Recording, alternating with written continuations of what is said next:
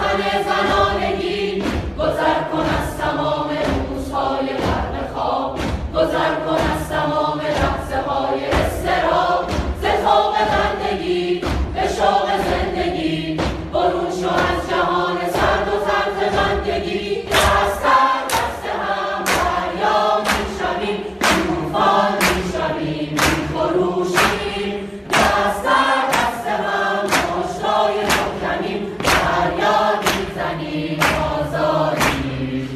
برای گیسوان دختران انقلاب، برای مردمان من به رسم انتخاب، نترس و دم بزن، برای حق بزن، بیا برافکنیم درفش جور اهرمن که فردای روشنی در انتظار ماست. فسانه گذشته بر لبان بچه هاست، طنین خنده ها بلند و یک صداست، شعار زن زندگی پیام نسل ماست. دست در دست هم دریا میشویم، طوفان میشویم، میخروشیم. دست در دست هم مشتای محکمیم، فریاد میزنیم آزادی. ای آزادی، ای آزادی، زن زندگی آزادی.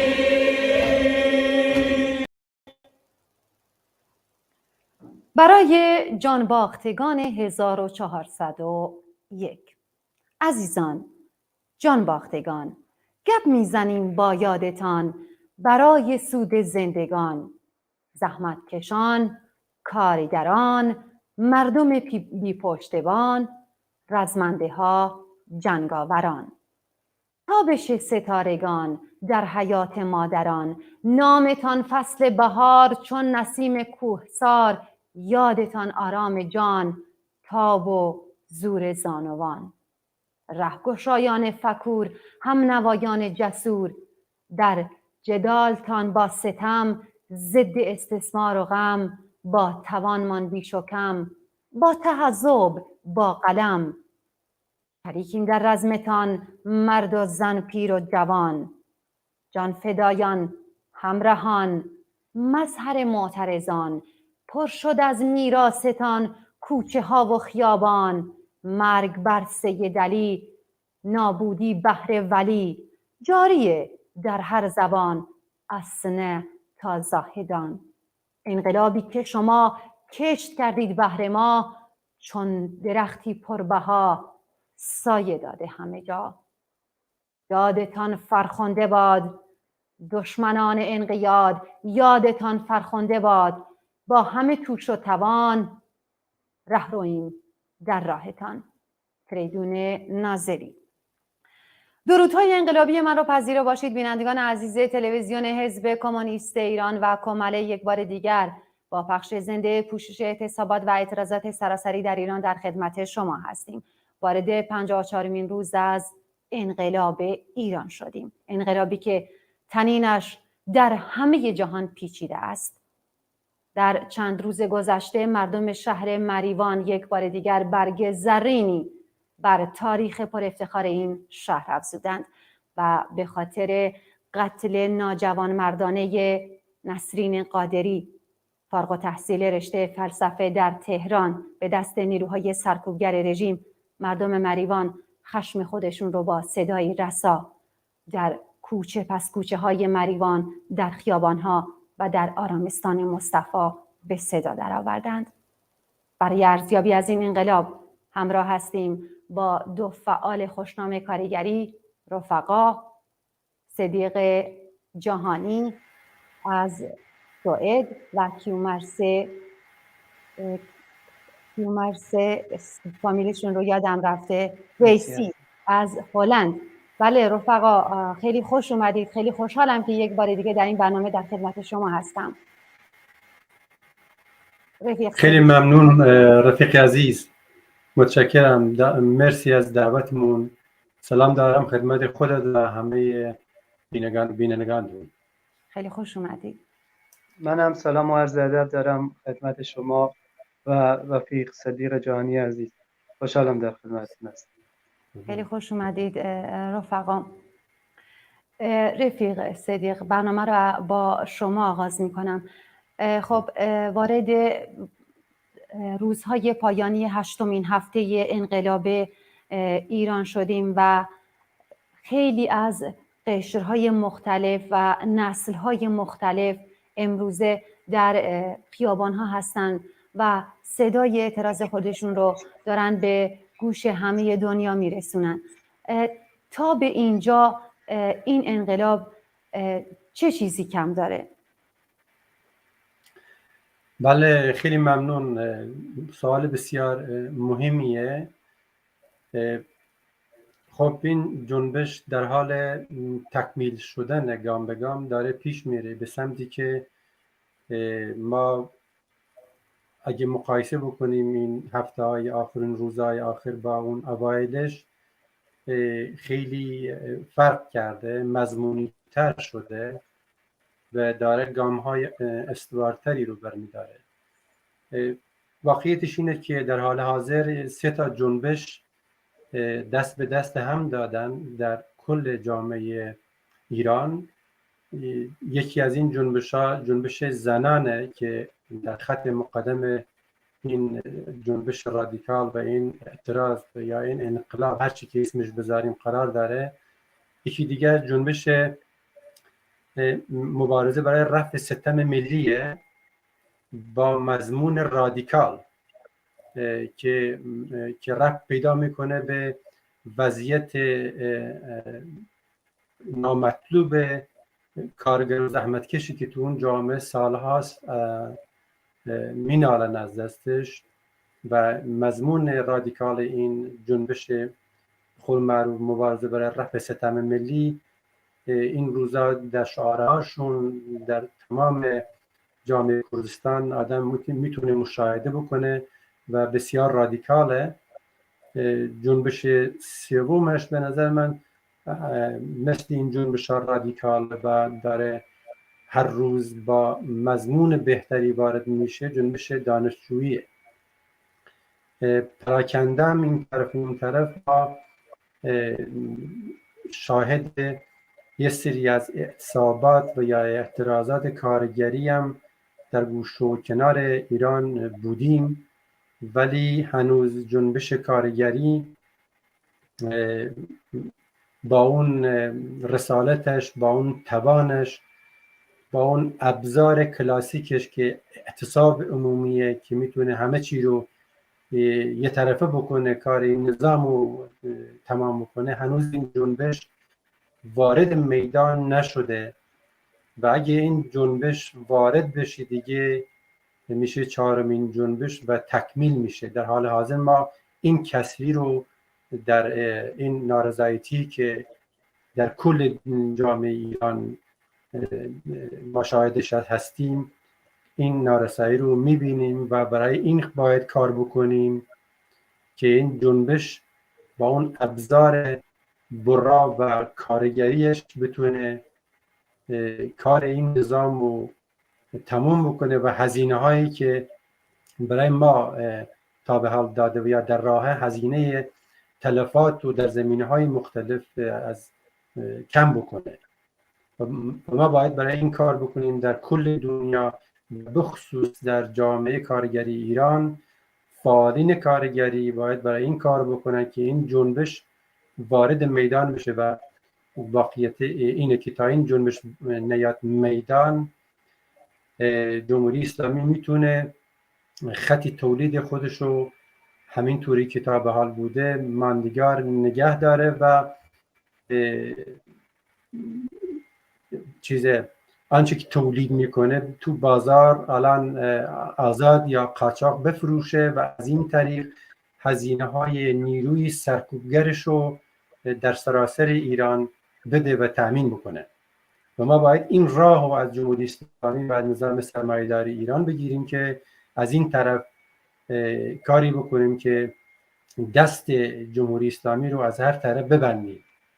و ما باید الان این کسی رو داریم دیگه، کی این جنبش وارد میدان میشه و کار این نظام رو مثل زمان شاه تمام میکنه. این بحثی آزاد، تحلیل های مختلفی روش هست و من انتظارم اینه که هرچی زودتر که این غول خفته به پا خیزه. بله، سپاسگزارم رفیق صدیق. رفیق کیومرث، با پوزش از این که چند لحظه اسم فامیلیتون رو فراموش کردم، خیلی خوش اومدید. رفیق صدیق اشاره کردن به این که خب چند طیف و جنبش الان با هم پیوند دارن و در ایران هستن و دارن مبارزه میکنن. یکی از اونا دانشجوهاست و ما میبینیم که دانشجوها در یکی دو روز گذشته دانشجوهای بیشتر دانشگاه‌های ایران در شهرهای مختلف ایران یه فراخوان داده بودن و در اون بیانیه و فراخوانشون از جای خالی کارگران صحبت کرده بودن و اینکه از کارگران خواسته بودن که به این جنبش بپیوندن، به این انقلاب بپیوندن تا به قول رفیق صدیق این غول خفته بتونه کار این رژیم رو یکسره کنه. موانعی که از نظر شما وجود داره و جنبش کارگرین تا به امروز و برخلاف میلش اونطور که خب از بیانیه هاش پیدا بوده خیلی مایله که به این انقلاب بپیونده، اما حتما موانعی هست که نتونسته تا به امروز در میدان باشه، اونم به صورت یک طبقه و یا حتی شرکت های بزرگ و کلیدی از جمله نفت. شما در این مورد نظرتون چیه؟ چه موانعی میبینید؟ راستشو بخوای این یه ترم خیلی مهم و در عین حال پیچیده‌ایه. ما باید اینو در نظر داشته باشیم که بالاخره کارگران برای اینکه زندگی و معیشت روزانه خود و خانوادهشون رو تأمین بکنن نیاز دارن که حتما سر کاراشون باشن و بتونن زندگی و به اصطلاح خانواده رو بچرخونن. اساسی ترین چیزی که هست اینه که باید مطمئن باشن که اون زمان بندی که میخوان با جنبش‌های دیگه پیوند بشن و به اصطلاح آغاز کنن حرکات سراسری و گسترده‌شونو، از اون مطمئن بشن و در عین حال برای معاش ماهانه و معیشت زندگی خانواده و اداره خانواده‌شون هم امیدواری هایی داشته باشن که این امیدواری ها برمیگرده به میزان سازماندهیشون و به میزان همبستگی سراسری که نیازمند یه تشکل های سراسری و هماهنگه که این تشکل های سراسری و هماهنگ متاسفانه در حال حاضر اون شکل گسترده و هماهنگ انگار در دسترس نیست و یا کمرنگ، اگه وجودم داشته باشه کمرنگ هستش و این شده یه مانعی که دست به عصا حرکت کنند و مواظب باشند که صدمات جدی برای خانواده و زندگی خصوصیشون ایجاد نشه و قابل فهم هم هستش که ما میبینیم که به شکل گسترده در جاهای مختلف این حرکت‌های انقلابی و این انقلاب تودگی نشده به اون معنی که باید بشه. اگه مثلا بازاری‌ها در سطح گسترده‌ای در تمام ایران بیان به جدیتر به این انقلاب بپیوندن و کارگران الان البته حضور دارن در خیابان‌ها، حضور دارن، اما نه به عنوان یه جنبش، نه به عنوان یه طبقه مشخصی که میخواد کار نظام رو یکسره کنه. اینی که به نظر میرسه عدم به اصطلاح حضور گستردهشون بیشتر به مسائل معیشتی و خود عدم اطمینان خاطر تا الانش حداقل برای اینکه شهرهای بزرگ مثلا شهرهای مثل تهران، تبریز، عرض کنم اصفهان و شهرهایی که نبض حیاتی ایران دستشونه، اگه در شکل انبوهی در خیابان‌ها حضور داشته باشن، دست کم 10%، 8% جامعه ایران در این خیابان‌ها حضور داشته باشن، این ترس میریزه و اونا هم قطعا ابتکاراتی به خرج میدن و تاکتیکایی به کار میبرن که از این تاکتیکا یه حرکت اعتراضی گسترده‌تری ما شاهدش خواهیم بود و در این حال خود این پیوند طبقه کارگر به دیگر جنبش‌های اجتماعی که رفیقمون اشاره کرد قطعا نتیجه بخشتر خواهد بود و متاسفانه تا کنون فعلا به اون سمت سو حرکت های جامعه جلو نرفته. البته طبیعی هم هست، حرکت های اجتماعی و حرکت های مخصوصا انقلابی نبایستی که انتظار داشت که یک روزه یا یک ماه سریع و سریع اتفاق بیفته. باید خودشو کامل کنه، خودشو حدادی کنه، راهچاهاشو پیدا کنه، راهنمودهای مختلف رو بشنوه و تاکتیک های درست و دقیق و که کمتر تلفات داره و کمتر ساختار اجتماعی رو آسیب پذیر میکنه اونا رو به کار بگیرن.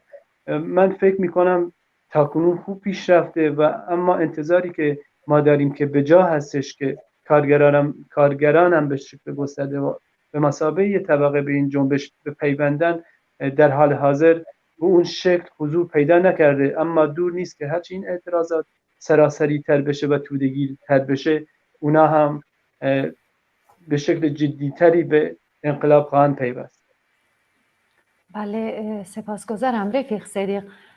با توجه به تجربه سال 57 و اینکه خب کارگران مخصوصا شرکت نفت به عنوان شاهرگ اقتصادی رژیم لوله‌های نفت رو بستن و تونستن حکومت پهلوی رو سرنگون کنن، خب یه تجربه وجود داره، اونم اینه که ما از صندوق‌های مالی اعتصاب داریم حرف میزنیم در انقلاب 57 و امروزه میدونیم که با تورم افسار گسیخته و فقر فزاینده که بر گرده کارگران مدام داره سنگینی میکنه، اعتصاب اون هم در دراز مدت قطعاً پیامدهای خاص خودش رو داره و نیاز به همچنین صندوقی هست که مدام در موردش حرف میزنن.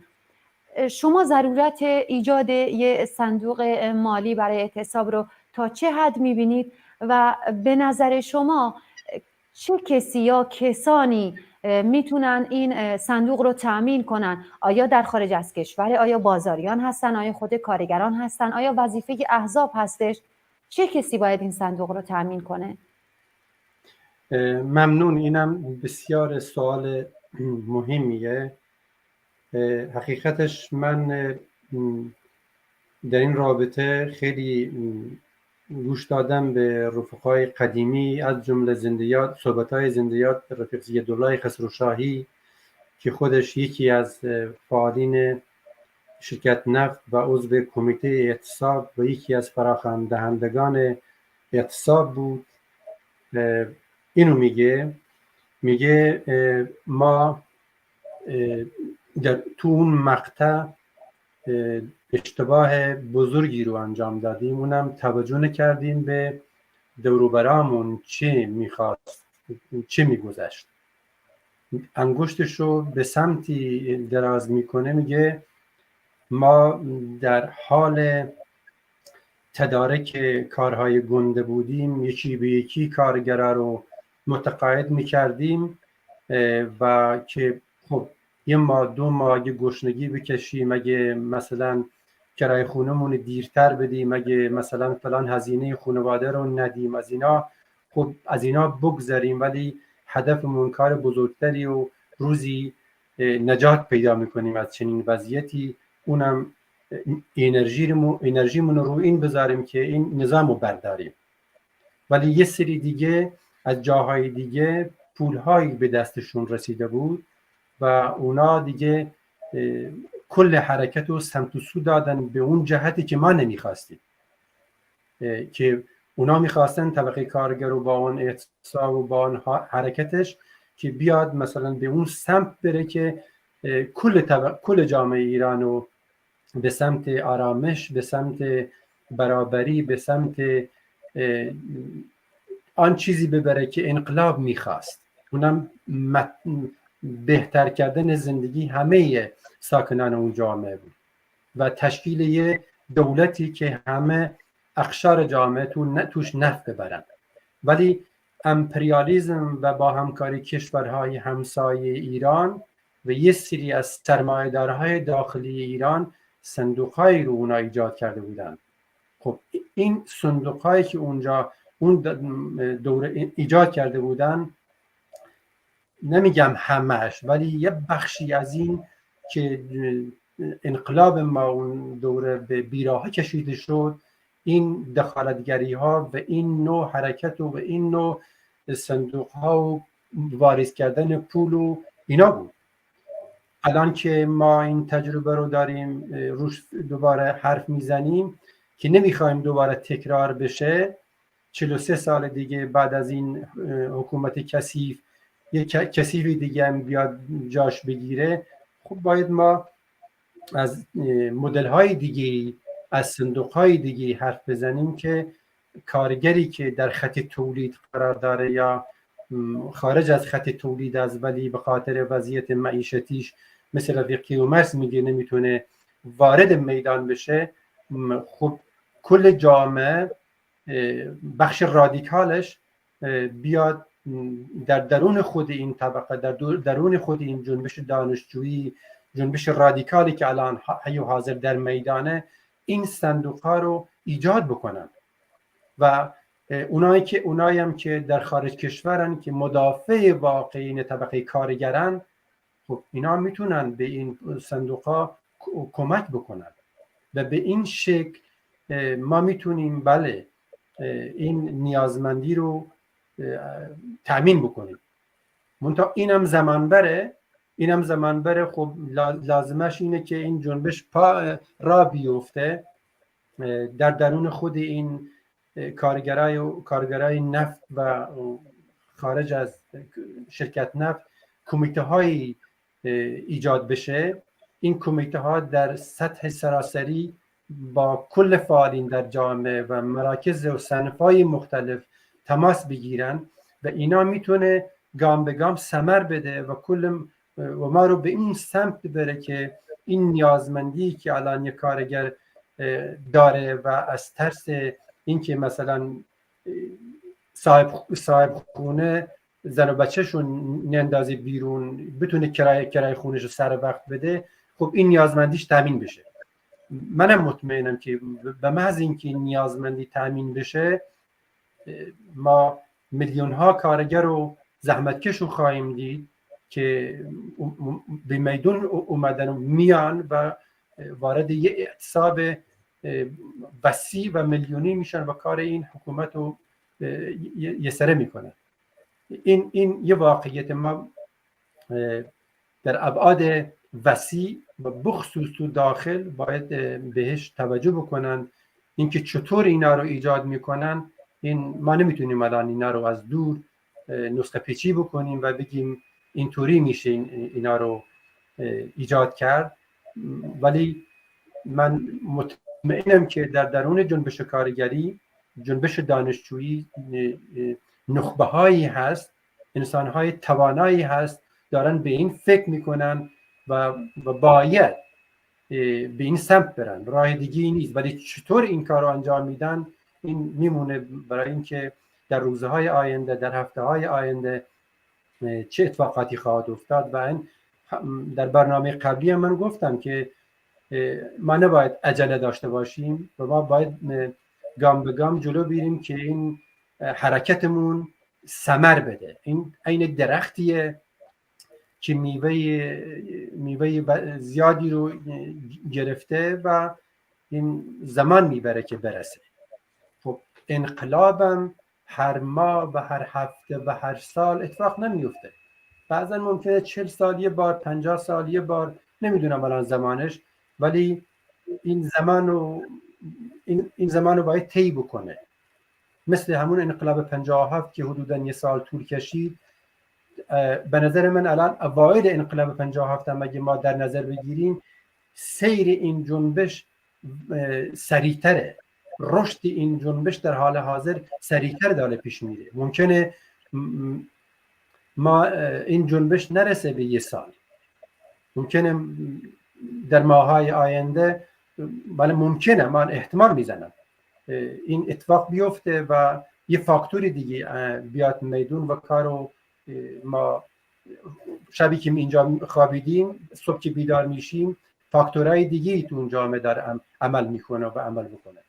اینا با یه واقعیتایی که ما نمیتونیم الان نسخه پیچی بکنیم، ولی حقیقتش اینه که ما در ابتدای این کار هستیم به نسبت سال 57 به اون اوایل انقلاب ما الان تحرک این جنبش رو بیشتر میبینیم. رادیکال تر بودنش الان بیشتر قابل مشاهده است.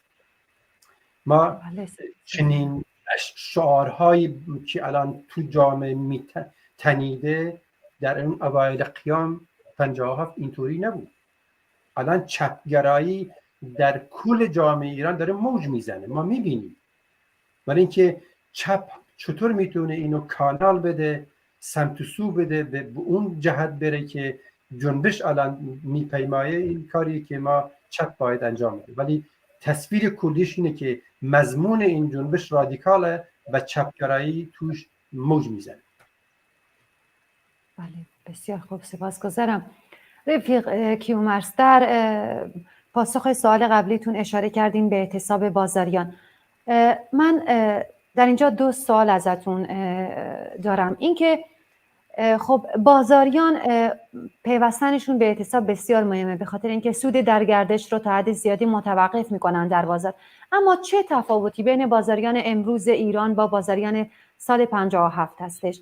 و اگر اینها و از جمله طبقه کارگر به این اعتصاب نپیوندن، طبقه کارگر به عنوان یه جنبش، حرف خودتون بود در سال قبلی، چه ضرری به این انقلاب میرسونن و سرانجام این انقلاب به کجا میره؟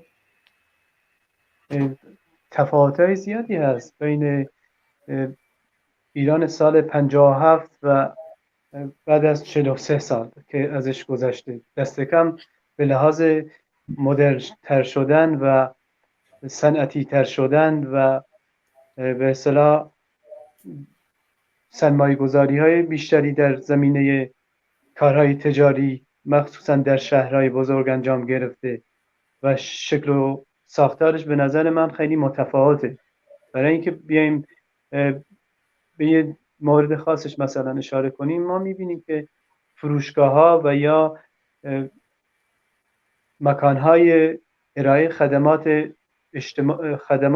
به اصطلاح مصرفی در خیلی از جاهای بزرگ چند شعبه است، یعنی زنجیره‌ای، فروشگاه‌های زنجیره‌ای، و این فروشگاه‌های زنجیره‌ای چند ده هزار نفر ممکنه کارگر داشته باشند که توش کار بکنن. اما اگه به شکل صرفاً فقط بازاریان به کسایی بخوایم اشاره بکنیم که فقط توی بازار هستن و با این فروشگاه‌های زنجیره‌ای و سراسری البته متفاوت هستن، منافع مشترکی باز اینا رو در یه جایی به هم میرسونه. اونم امنیتیه که باید در فضای امنی باشه برای اینکه بتونن خودشونو عرضه بکنن و بتونن خودشونو با جاهای مختلف ایران و حتی دنیا هم هماهنگ بکنن و دست کم درآمد راحت‌تری داشته باشن و امن‌تر باشه براشون. که ما می‌بینیم که در شرایطی که جمهوری اسلامی درست کرده، بازارها اکثرا بیشتر بازاری‌های زنجیره‌ای شده جزو قسمتی از باندها و رانت‌های سپاه پاسداران. یعنی این در دست خیلی از به اصطلاح سران جمهوری اسلامی هست این فروشگاه‌های زنجیره‌ای که داره اداره میشه. اما خود بازار و مردم بازار که به شکل سنتی دارن کار میکنن، این مستثنا است از این پدیده. و اینکه چجوری میشه که اگه کارگران یا چه نتیجه‌ای خواهد داشت اگه کارگران به اعتراضات عموم مردم نپیوندن. قبل از هر چیز باید عرض کنم که این هر انقلابی بخواد موفق بشه باید حتما بخش عمده و بخش خیلی تعیین کننده ای که تولید جامعه رو در دست داره باهاش همکاری بکنه. نمیشه بیشتر جمعیت ایران که جمعیت کارگر و زحمتکش و تولید کننده است به هر تعریفی که از تولید ما داشته باشیم، به حرکت‌های اجتماعی که مستقیما با زندگیش و با معیشتش روبرو هست پیوند نداشته باشه و یا نخواد بهش بپیونده. اما چطور میخواد بهش بپیونده؟ این برمیگرده به اون توصیف‌هایی که باید در دست بگیرن و کسایی که مخصوصا لیدرهای میدانی که با بازاریا، با قشرهای مختلف اجتماعی روبرو هستن بتونن قابل اتکاترین، مطمئنترین و در عین حال واقعی ترین تاکتیکا رو جلوی دستشون بذارن که بگن اگه این اتفاق بهش پیوست شدی و اگه همراه شدیم ما با هم، در عین حال که منافع همه در این حرکت اجتماعی به سمت و سوی درست و نتیجه بخشی میره، شما دست کم محفوظ میشی از صدماتی که جمهوری اسلامی داره به وسیله اراذل که راه انداخته صدمه میزنه به بخش عمده ای از مغازه‌دارا، نمیدونم غرفه های بعضی از نمایشگاه ها و یا مکان های مختلفی که درش به اصطلاح زندگی رو میچرخونن. اگه به این حرکت های اجتماعی پیوند بشن، خب قاعدتا نتیجهش چیز دیگه ای میشه. و این طرف هم خود برگردم به اون سوال دومتون که گفتی اگه طبقه کارگر بین پیوست نشه چی میشه. من فکر میکنم راه دیگه ای نیست، باید پیوند بشه به این پیوند یه چیز حیاتی هستش و در این حال ضروری و باید ارتباط ارگانیکی بین این دوتا به اصطلاح بازاری و کارگر اتفاق بیفته که اون منافع مشترکیه که با رفتن جمهوری اسلامی هر دو، هم بازاریا هم طبقه کارگر، دست کم با از برداشتن جمهوری اسلامی و از بین رفتن جمهوری اسلامی مطمئنا منافع بهشون خواهد رسید. اونم امنیت بیشتره که در نظامی که سرتاپا توتالیته رو به اصطلاح ناامن کننده جامعه است، هر دوتا قشر قاعدتا منفعتی در دراز مدت ندارن. تصور کنید که با این برنامه‌ریزی های اقتصادی که در دست سران جمهوری اسلامی هست، دلار بشه 50,000 تومان. خب مردم بالاخره با رکود بیش از حدی که الان هست بیشتر از این روبرو میشن و خود بیشتر کسبه و بازاری هایی که به صنایع بزرگ وصل نیستن قطعا ضربات و صدمات جبران ناپذیری خواهند دید. و اینو عرض کردم که منفعت مشترک میشه دست کم به این فاکتوری که عرض کردم اتکا کرد و این پیوند و ضروری و به اصطلاح اورژانسی در دستور کار همه قشرهای مختلف اجتماعی گذاشت که با رفتن اینا قاعدتا زندگی بهتری برای همه مردم ایران خواهد بود. بله، سپاسگزارم. رفیق صدیق، برگردیم به کردستان. خب این انقلاب با نام ژینا و قتل میشه گفت حکومتی و ددمنشانه ماموران سرکوبگر رژیم بود که کلید خورد و جرقش زده شد که ژینا اهل کردستان و اهل شهر سقز بودن. ما میبینیم که روزانه در طول 8 هفته گذشته شهر سقز و بیشتر شهرهای کردستان از جمله سنندج، مریوان، مهاباد، بوکان، دیواندره و بیشتر شهرهای کردستان روزانه در اعتصاب هستند، در خیابونهای مختلف، در شهرهای مختلف اعتراض خودشون رو بیان میکنن و در چند روز گذشته شهر مریوان در اعتصاب کامل بوده و مردم در خیابونها بودن. این استمرار اعتراضات و اعتصابات در کردستان رو که میبینیم در سایر شهرهای ایران وجود نداره. به نظر شما همبستگی و اتحادی که بین مردم کردستان در شهرهای مختلف است ناشی از چیه که این کمبود در سایر جاهای ایران حس میشه؟ ممنون از سوالتون. واقعیتش اینه که ما اگه بخوایم جواب درستی به این سوال بدیم باید برگردیم به چند سال قبل، حداقل به سال 57. ما وقتی وارد انقلاب 57 شدیم و بیرون اومدیم،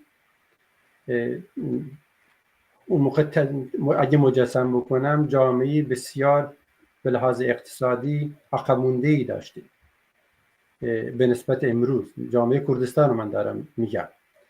تو اون شرایط، تو اون اوضاع احوالی که بود، با کمبودهای خودش، با همه نارسایی‌هاش، با مذهب و با هر چی که بود، ولی کردستان تو اون مرحله درخشید. تو اون دوره انقلابا درخشید، یعنی در خط مقدم اون رادیکالیزم بود. دلیلش چی بود؟ دلیلش این بود که خب یه جریان سیاسی تو اونجا قبل از انقلاب کار کرده بود، در بین زحمتکشان، در بین کارگران، در مدارس مختلف، در دانشگاه‌های مختلف انسان‌های بسیار محبوبی تو اون جامعه ما داشتیم قبل از انقلاب. وقت همون انسان‌های محبوب بذری که کاشته بودن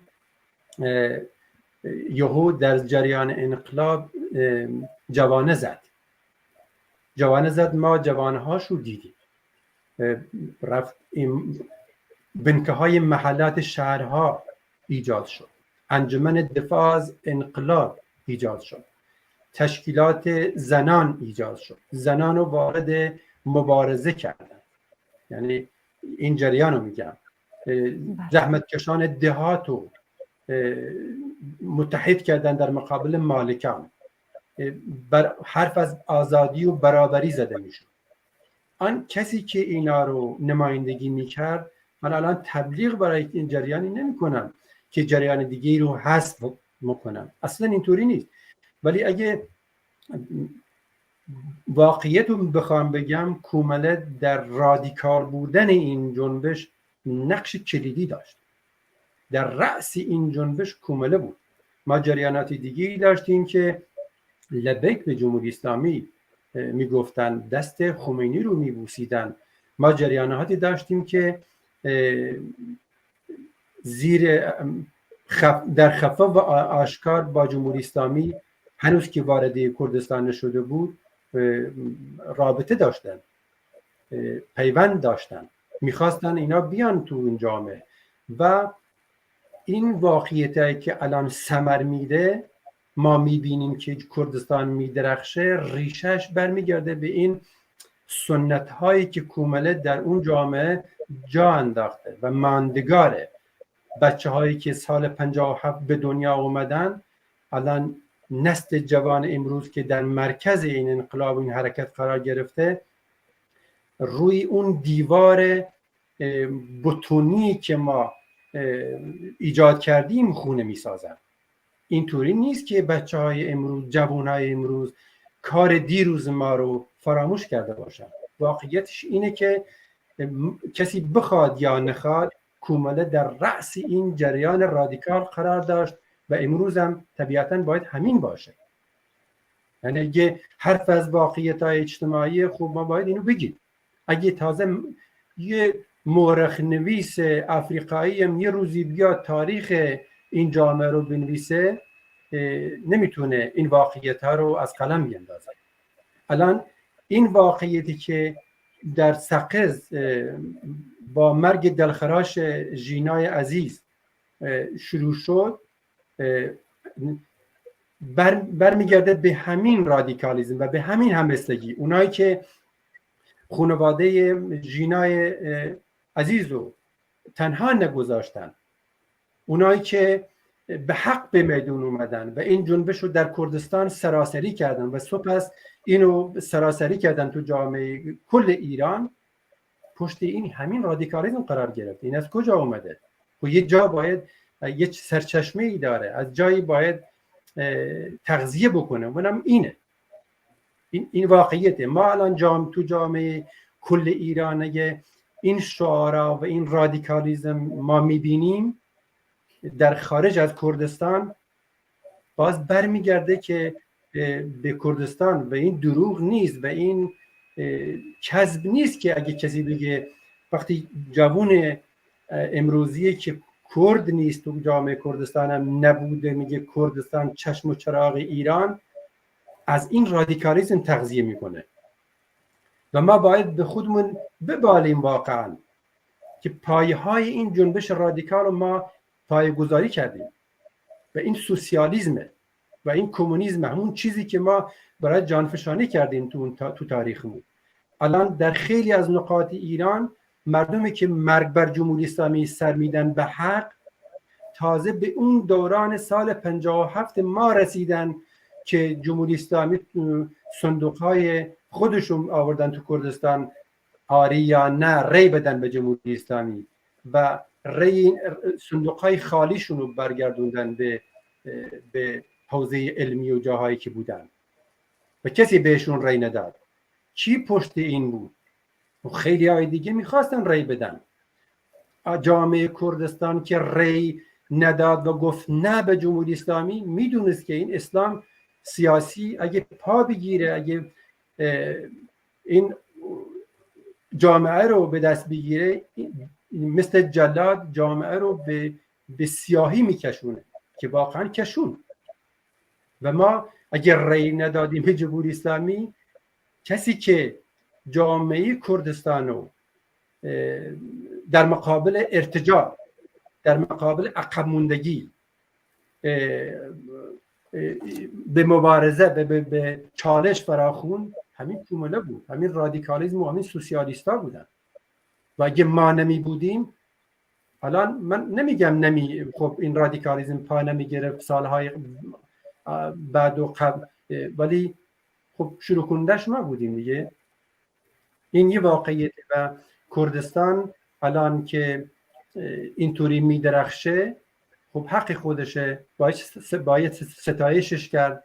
من افتخار میکنم به این جنبش و اگه الان تو جامعه خارج از کردستان، خارج از ایران هم داره میدرخشه تو منطقه و این افتخاراتیه که این جنبش داره و جوان امروزی ایرانی که روزی هم تو ایران کردستان نبوده میگه کردستان چشم و چراغ ایران، این جنبش داره از هم دیگه الان تغذیه میکنن و به اون سمت میرن. کل مناطق ایران، کل ایالات های ایران، کل شهرها و دهات ایران این رادیکالیسم رو طی بکنه و این جای امیدیه که فردا اگه این ظالمان رفتن که اینا تو میدون میمونن، از این تکیه‌گاهشون این رادیکالیسم و خیلی سخت ارتجاع دیگه، ظالم دیگه که بیاد سوار موج بشه و مجددا حاکمیت رو بگیره و ماها رو حذف بکنه. این به نظر من بسیار سخت خواهد شد،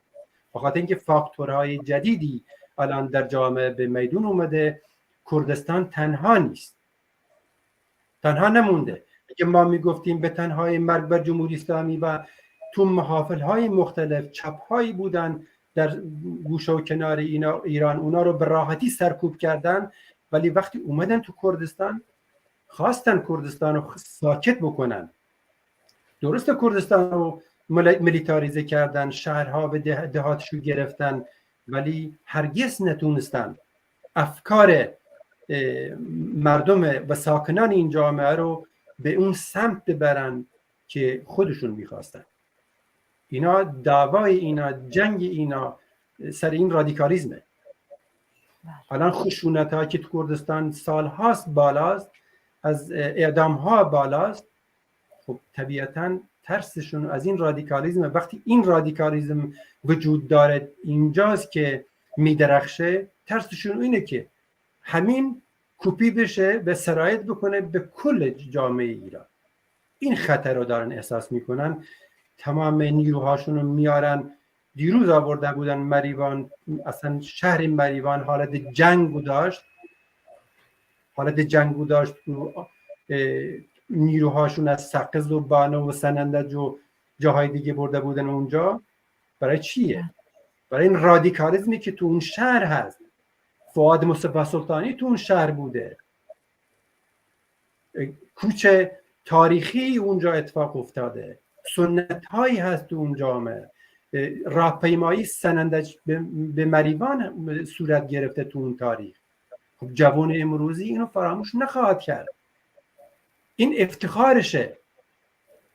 افتخارشه و رو این داره سرمایه گذاری میکنه که کل ایران از این رادیکالیزم تغذیه بکنن و همه با هم به سمت یه جامعه بسیار انسانی و رادیکال برن.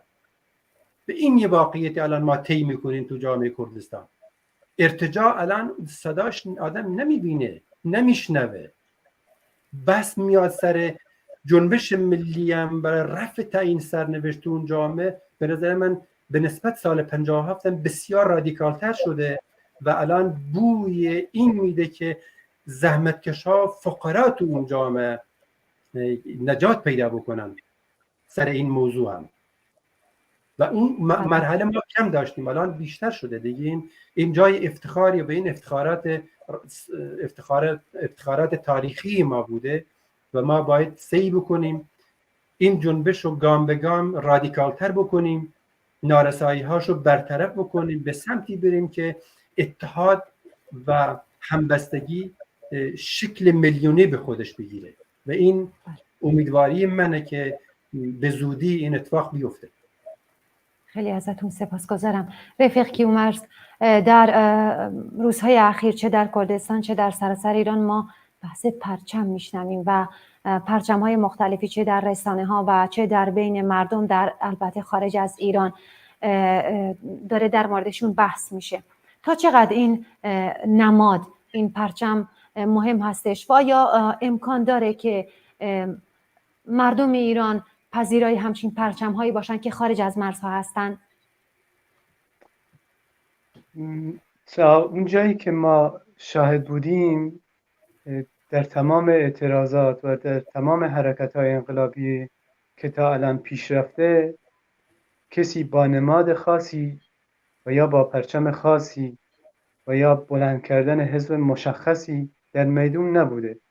عادتاً همه آدمایی و همه لایه‌های مختلف جامعه هم از یک گرایش خاصی تبعیت می‌کنند و این گرایشات یک دست و مثل هم نیست و نباید هم باشه.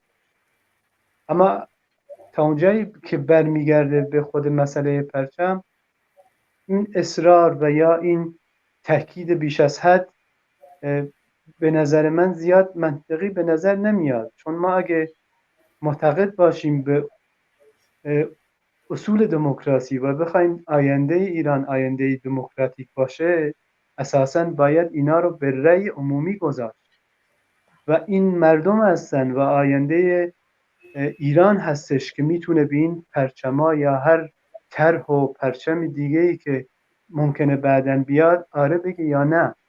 ولی وقتی ما یه پیش‌فرض رو میذاریم و یه قالب بندی رو درست میکنیم و اینو میخوایم و اصرار داریم و تاکید زیاد داریم روش که اینو پرچم همه مردم بکنیم، الان با هر استدلالی، من نمیگم که هر کسی پرچم خودشو نداشته باشه یا نظرات خودشو نخواد به معرض توجه قرار بده، منتها این حرکتی که از قبل اینو بخواد تأمین بده به خواسته تمام مردم ایران، یه حرکت غیر دموکراتیک هستش راست و اساساً کسانی که میخوان آینده ایران آینده دموکراتیک باشه، آینده‌ای باشه که آدم‌ها حق داشته باشن رأی بدن، حق داشته باشن تعیین کنن، حق داشته باشن آره بگن، حق داشته باشن نه بگن، این حرکت‌ها بوی یه نوع دیکتاتوری رو به مشام میرسونه بیشتر تا اینکه بخواد حرکتی باشه که میخواد حرکت‌های اجتماعی و اعتراضات جامعه رو و انقلاب جامعه رو به پیش ببره. من اینجوری نگاه میکنم. به هر حال خوشبختانه توی ایران فعلا مردم این درک رو دارن و این توجه رو دارن که این مسئله عمومی هستش و باید در آینده در یه رفراندومی این تعیین بشه. با هر استدلالی که بخوای بکنی، این تاریخ داره، این چندین سال مثلا یه دولت مشخصی اینو داشته، خب شاید الان هر تاریخی هم داشته باشه مردم اونو بر نتابن یا قبول نکنن یا رأی ندن به. حداقل بذاریم که پروسه حرکت‌های اجتماعی معتمدانه پیش بره و در آینده مردم تعیین کنن که پرچم میخوان نمیخوان، چه نوع باشه چه رنگ باشه. اینجوری این مسئله رو من نگاه میکنم اونجایی که دریافت کرد. خیلی ازتون ممنونم و خیلی ازتون ممنونم رفقا که در این برنامه با ما همراه بودید. رفیق صدیق جهانی از سوئد و رفیق کیومرث ویسی از هلند، پالین سرشناس کارگری. خیلی ممنونم که یک بار دیگه دعوت ما رو به این برنامه پذیرفتین. متشکرم. تشکر. خیلی ممنون و سپاسگزارم از شما بینندگان عزیز تلویزیون حزب کمونیست ایران و کامله و همچنین همراهان برنامه پخش زنده ویژه اعتراضات و اعتصابات در سراسر ایران از اینکه تا این لحظه با ما همراه بودید. این صدای انقلاب است که ما در سراسر ایران میشنویم. تا دیداری دوباره شاد و سربلند باشید. به امید پیروزی.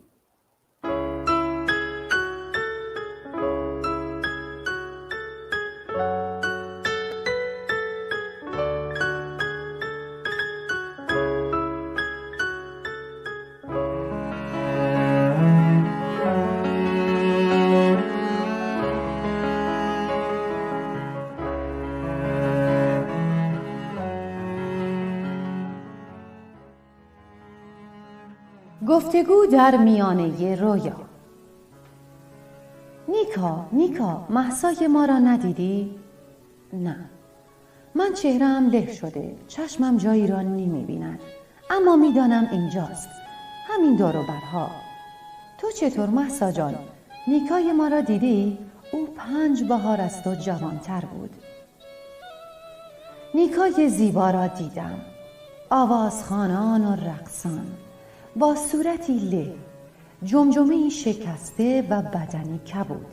اما تنها نبود نیکا، بسیارانی هم آواز بودند در جشن شادسوزان.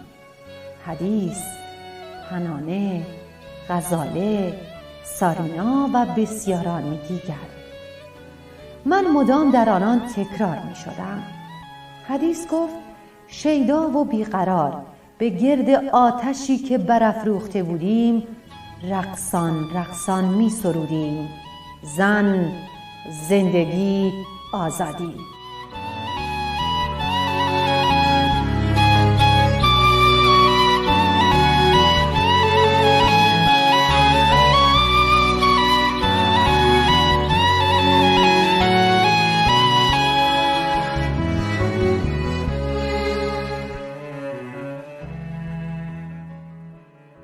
حنانه گفت ما تنها نبودیم، همسرایان ما در جشن روسری سوزان پسران هم بودند، رعنا و عاشق، بیشمار و هم‌آواز. و سارینا در بیقراریش گفت بر سکوی زباله ایستاده بودم، گیسو افشان و روسری چرخان، می رقصیدیم. ناگاه سربازان امام زمان، پاسداران و گورکنان و مداحان همچو اجنه ظاهر شدند. حیدر گویان با تفنگ و باتم و کمند و دستبند و الله اکبر. نیکا گفت اول گیسوان ما را آتش زدند، بعد قلب ما را.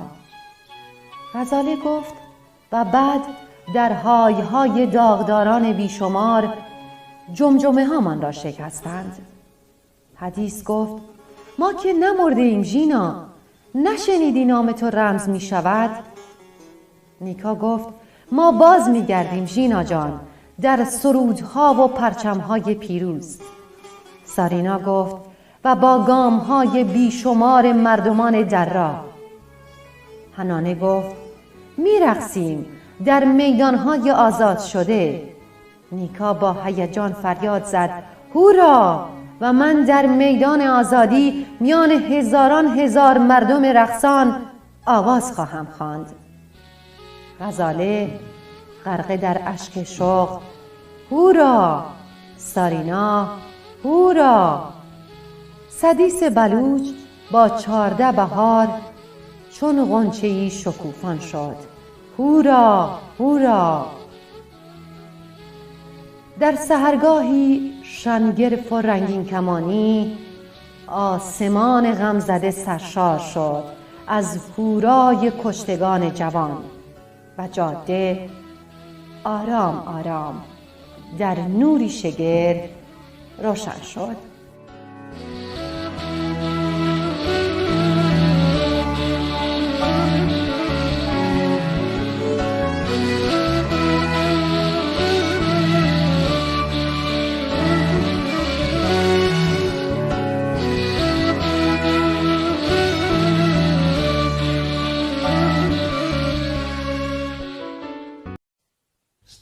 Stamattina mi sono alzato, oh bella ciao, bella ciao, bella ciao, ciao, ciao. Stamattina mi sono alzato e ho trovato l'invaso.